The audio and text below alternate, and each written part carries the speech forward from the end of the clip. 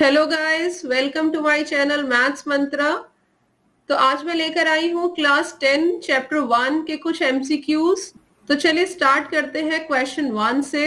That is the sum of exponents of prime factors in the prime factorization of 196 is option A is 3, option B is 4, option C is 5 and option D is 2।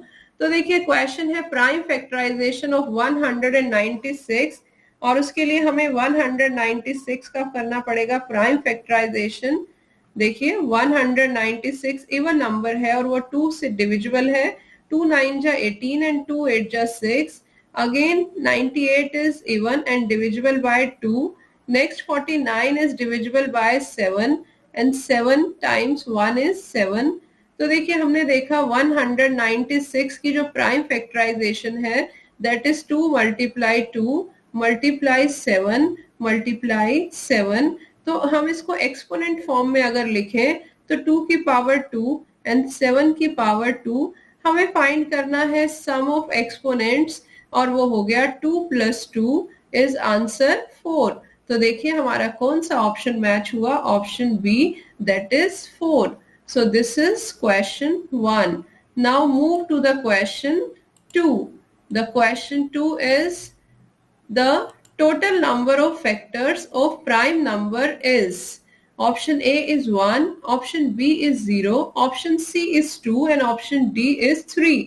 तो prime numbers किस type के number को कहते हैं जिसके कितने factors होते हैं? हमेशा 2 फैक्टर होते हैं, एक 1 और एक वो खुद। यानी इस क्वेश्चन का आंसर तो हमें डायरेक्ट ही मिल गया, सी ऑप्शन 2 इज करेक्ट।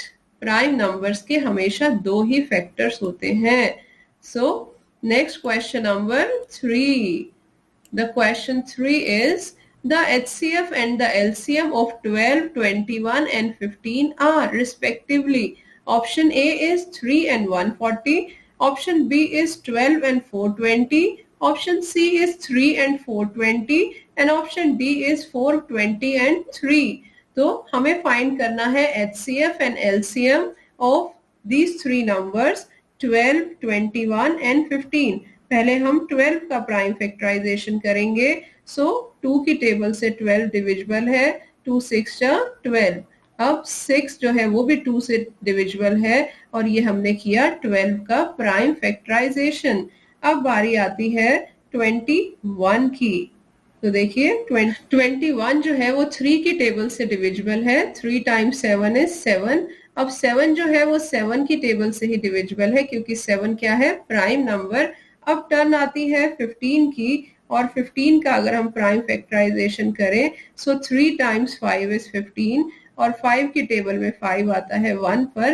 तो हमें HCF और LCM दोनों फाइंड करने हैं। HCF का मतलब होता है हाईएस्ट कॉमन फैक्टर। हमें वो फैक्टर फाइंड करना है जो तीनों में कॉमन हो। तो देखिए जो 3 है वो तीनों में कॉमन है, तो यानी इस क्वेश्चन का जो HCF हुआ वो क्या हुआ, 3 के अलावा कोई और नंबर जो है वो कॉमन नहीं है, इसीलिए 3 ही HCF हुआ। और अगर हम LCM की बात करें तो LCM का मतलब होता है लीस्ट कॉमन मल्टीपल, यानी जो कॉमन है उसे तो लिखना है और जो बाकी नंबर्स बच गए हैं वो भी सारे के सारे मल्टीप्लाई करने हैं। तो देखिए 7 बचा और इधर 5 बचा और इन सबको अगर हम मल्टीप्लाई करें तो आंसर आता है 420।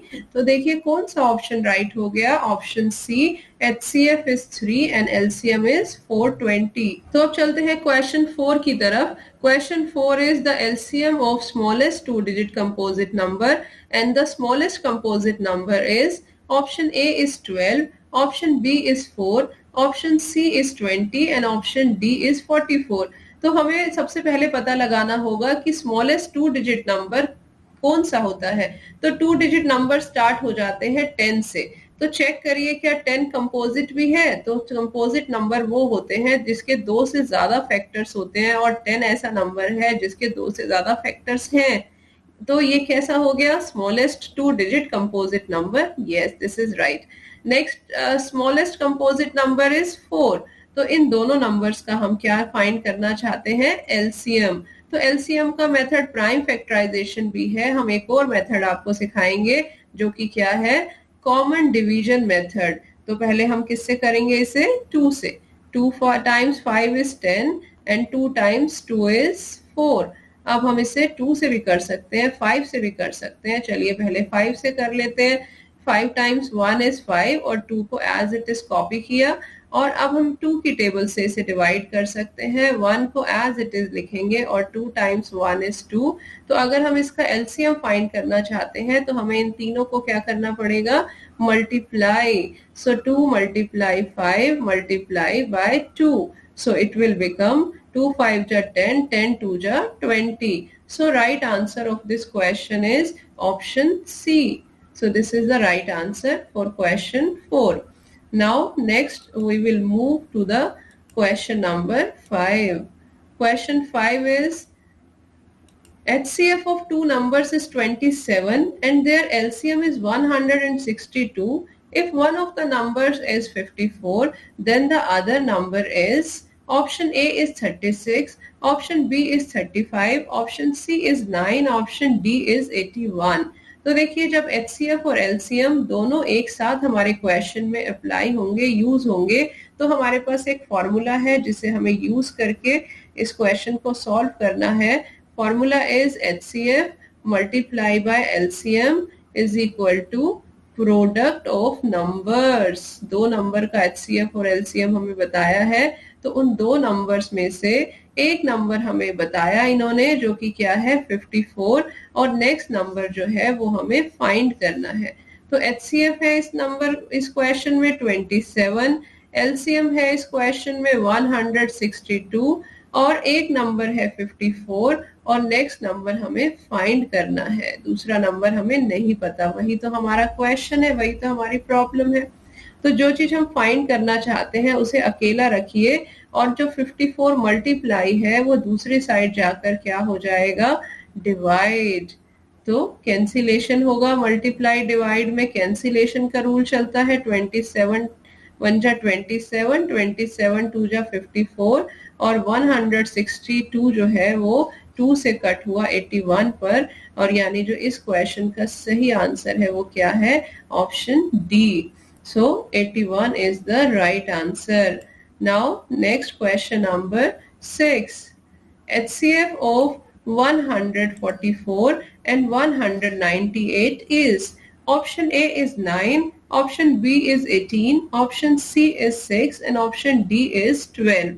तो HCF फाइंड करने के लिए हमारे पास बहुत अच्छा मेथड क्या है? Prime factorisation. सो सबसे पहले हम प्राइम फैक्टराइजेशन करेंगे 144 का। 144 इवन है, so it is divisible by 2. Then 72 is also divisible by 2. It will be 36. Then it is again divisible by 2. It is 18. अभी और भी डिवाइड कर सकते हैं हम। 2 times 9 is 18 and then 3 times 3 is 9 and then 3 times 1 is 3. So this is the prime factorization of 144 and next one is 198। 198 भी क्योंकि even number है so it will be divisible by 2, it is 99। अब ये 99 जो है वो 3 से divisible होगा, it will be 33 and this is again divisible by 3 and this is 11 and this is 1। अब मैंने पहले भी डिस्कस किया HCF means highest common factor, यानी कौन कौन से फैक्टर्स हैं जो दोनों में कॉमन है। तो देखिए इसमें 3 आया, इसमें दूसरे वाले 98 की प्राइम फैक्टराइजेशन में भी 3 आया। अगर यहाँ पर एक और 3 आया तो दूसरे वाले प्राइम फैक्टराइजेशन में भी 3 आया, और यहाँ पर अगर 2 आया तो इसकी प्राइम फैक्टराइजेशन में भी 2 आया। तो यानी हमारे पास जो कॉमन फैक्टर्स आए वो क्या क्या आए? वो आए हमारे पास 2 multiply 3 multiply 3। So answer is 2 multiply 3 is 6, 6 3 जा 18, यानी जो राइट आंसर है हमारे क्वेश्चन का वो क्या है? Option B and that is 18। Now next question, question number 7। Question 7 is 225 can be expressed as option A is 5 multiply 3 raised to the power 2, Option B is 5 raised to the power 2 into 3. Option C is 5 raised to the power 2 multiply 3 raised to the power 2, and option D is 5 raised to the power 3 into 3. So we have to write this 225 in the exponential form. So the method is prime factorization. तो हम 225 का क्या करने वाले हैं, prime factorization.